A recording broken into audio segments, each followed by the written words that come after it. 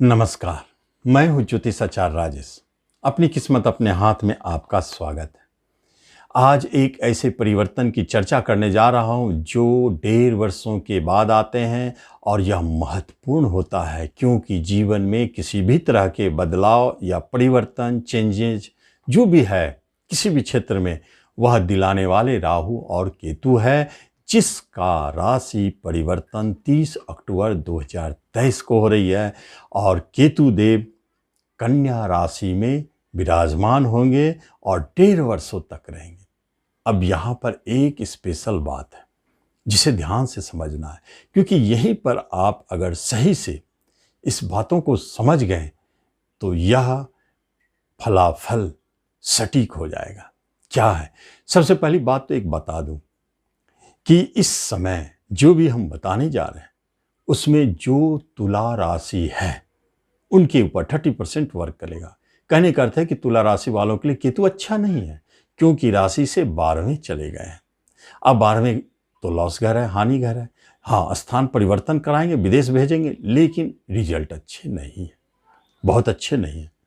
लेकिन एक ऐसे योग है, एक ऐसे तुला लग्न वालों की बात हो रही है जिन्हें 100% सत्य दिखाई देगा यह राशिफल। तुला लग्न वालों को इसलिए दिखाई देगा कि सारे अच्छे योगा योग केतु महाराज यही बनाएंगे, जबकि कहा जाता है कि राशि से लग्न से 12वें गोचर करता हुआ केतुदेव अच्छा नहीं माना जाता है। लेकिन एक बात समझने जैसी है और आप समझाएं कि इस स्थिति में ज्योतिषी क्या करें। उससे पहले आपसे एक निवेदन है कि आप इस चैनल पर पहली बार आए, इसे जरूर सब्सक्राइब करें और बेल आइकन जरूर दबाएं। 12वें घर को मोक्ष का घर कहते हैं और केतु को मोक्ष दाता कहते हैं।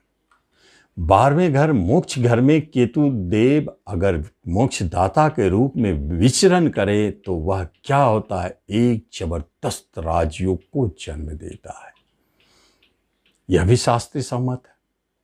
अब गोचर में, राशि से गोचर में 12वें अशुभ होते, फिर यहां क्या फल देगा? राशि फल में ये अशुभ फल दे रहे हैं, लेकिन लगन से जब हम तुला लगन की बात करते हैं तो यही केतुदेव एक चमत्कारिक राजयोग कारक मोक्ष दाता बन जाते हैं। अब यहां समझने जैसी बात है, किस किस घर पर इनका प्रभाव है, किस किस का प्रभाव अपने अंदर लिए हैं, किस पर क्या देंगे प्रभाव। जो मोक्ष जाता है वो क्या धन देते हैं, या जो राजयोग कारक है वह धन देने वाला हो जाता है, नाम यश देने वाला होता है। कैसे प्रभाव देंगे तुला लग्न वालों को, समझने जैसी बात है। अब आप ध्यान से समझें, जब 12वें घर में केतु देव योग कारक होके बैठे हैं, मोक्ष योग बना के, राजयोग बना के, तो फिर उनके प्रभाव बनेंगे अच्छे। सबसे पहली बात ध्यान से समझे, घर किसका है? बुध का। अब बुध स्वामी कहां के हैं? तो बुध स्वामी है भाग्य के। सीधे देखिए, धर्म के भाग्यस्थान को धर्म स्थान कहते हैं, पिता स्थान करते हैं। पूजा पाठ धर्म कर्म आपके हैं, तो धर्म कर्म के मालिक जो है बुध, उनके ही राशि में मोक्ष घर में बैठ गए हैं, तो एक बहुत स्पेशल धर्म योग बनाता है। और यहां दोनों स्थितियों में बहुत पावरफुल योग बनते हैं। आप देखेंगे तुला वाले अपने जन्म इस 1.5 वर्षों में एक योग्य गुरु की प्राप्ति संभव है। यही आपके भाग्य से 12वां चौथा होता है। आप इसी अवधि में मंदिर का निर्माण करेंगे, आपके अंदर में दान पुण्य का भाव जगेगा, बहुत करेंगे, और देवालय बनाएंगे, मंदिर बनाएंगे, चैरिटी चलाएंगे, साथ साथ में गुरु का आश्रम भी बनाएंगे। ऐसे योगायोग अपने आप बनते चले जा रहे हैं और 1.5 वर्षों का मामला है, संभव है ऐसा घटित हो। और इसी अवधि में आपको मंत्र सिद्धियां, तंत्र सिद्धियां, गुरु से आपको कृपा दृष्टि मिलना सब प्राप्त होंगे। ज्योतिष, तंत्र, मंत्र, अध्यात्म, धार्मिक पक्ष के जितने लोग हैं उन सबको इस समय केतुदेव की कृपा जरूरी है और वो मिलेंगे और वो सफल होंगे। केतु देव 12वें घर में झंडा गाड़े हुए हैं। निश्चित तौर पर आप जानें कि आपको भी इन दिशाओं में टॉप पर लेकर जाएंगे, नाम यश फैलाएंगे। जो तंत्र मन ज्योतिष अध्यात्म से धर्म से जुड़े हुए हैं, धर्म प्रोहित, धर्म पंडित, अध्यात्म के गुरु, सद्गुरु जो भी है गुरुवर्ग, उनके लिए भी जबरदस्त लाभदायक जो तुला लगन राशि है। अब देखते हैं कि आगे क्या हो सकता है। पिता के भविष्य अच्छे है। आपके लिए भी एक बात है कि इसी अवधि में केतुदेव आपको देश विदेश का खूब सैर कराएंगे, चाहे मामला जो हो, धन कमाने के लिए हो, बिजनेस के लिए हो, एक्सपोर्ट इंपोर्ट के लिए हो, या नहीं तो धर्म प्रचार के लिए ही क्यों ना हो, लेकिन कराएंगे जरूर। केतुदेव अद्भुत योग में है, छोड़ेंगे नहीं। वो तो अपना समय है, रिजल्ट तो देना है, देंगे ही। यहां एक्सिस छठे और 12वें का मिलके बनता है। तो छठा तो रोग ऋण झगड़ा लड़ाई का है। तो एक बात तो है कि रोग से बचाएंगे, ऋण से मुक्ति दिलाएंगे, बड़े बैंक लोन चाहिए तो मिलेगा, शत्रुओं से भी आपको बचाएंगे और उस पर विजय बनाएंगे, मुकदमा में जिताएंगे, ये तो है। लेकिन जब हम देखते हैं कि उनका नक्षत्र क्या है, तो धन का नक्षत्र में बैठकर हानि घर में, लॉस घर, खर्चा घर में ये योग बना है। अब यहां देखिए थोड़ा बदलने वाली बात है। अगर धन को खर्च से जोड़ दिया जाए तो धन हानि योग सिंपल बनता है।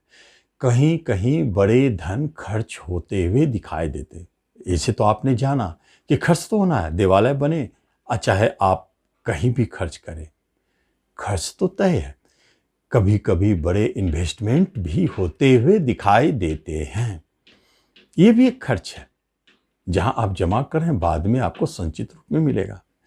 धन भाव, कुटुंब, रिश्तेदार के घर के बारे में यदि देखा जाए तो रिश्तेदार आपसे दूर जा रहे हैं, विदेश जा रहे हैं। कोई न कोई रिश्तेदार इस अवधि में निश्चित आपके विदेश जाएंगे, आप नोट कर लें।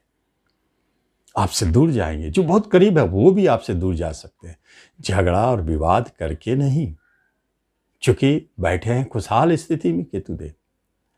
बुध के घर में सौम्य है। अब मंगलदेव का धन का प्रभाव दिया।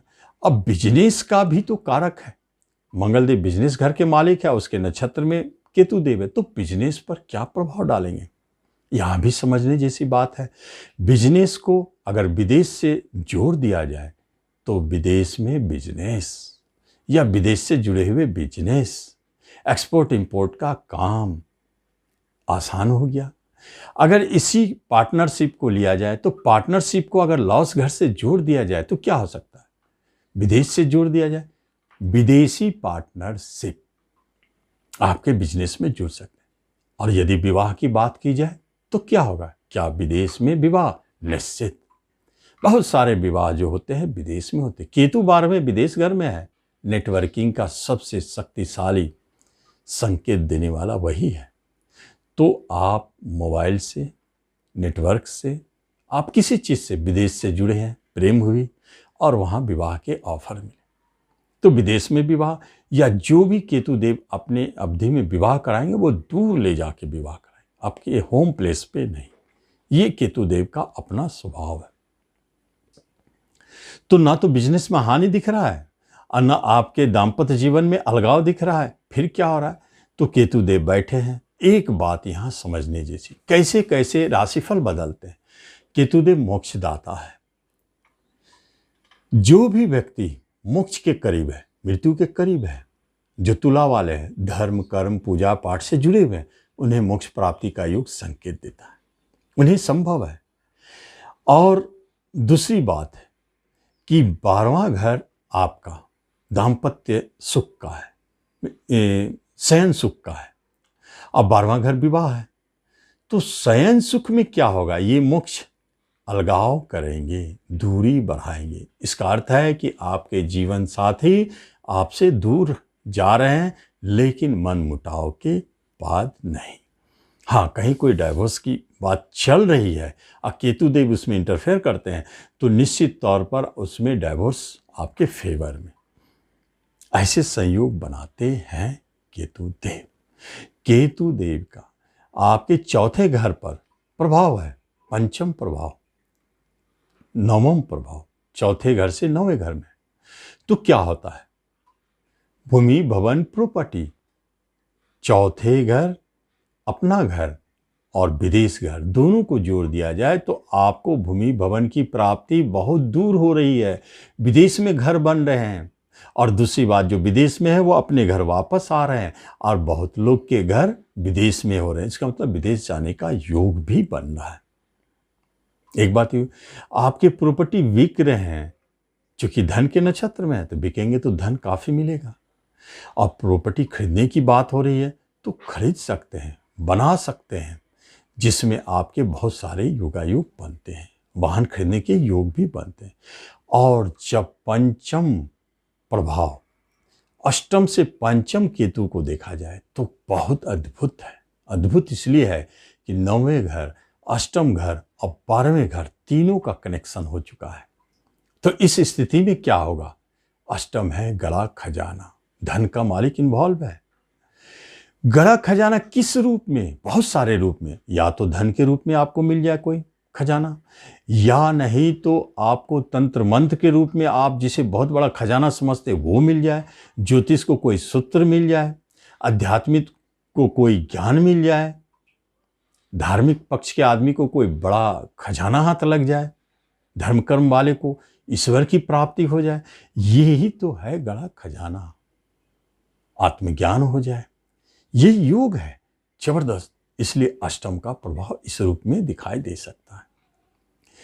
हाँ, केतु देव के इतने अच्छे प्रभाव में कोई उपाय अगर करना है तो सिर्फ एक बार, 12वां घर मोक्षदाता है, नाम का जाप करे।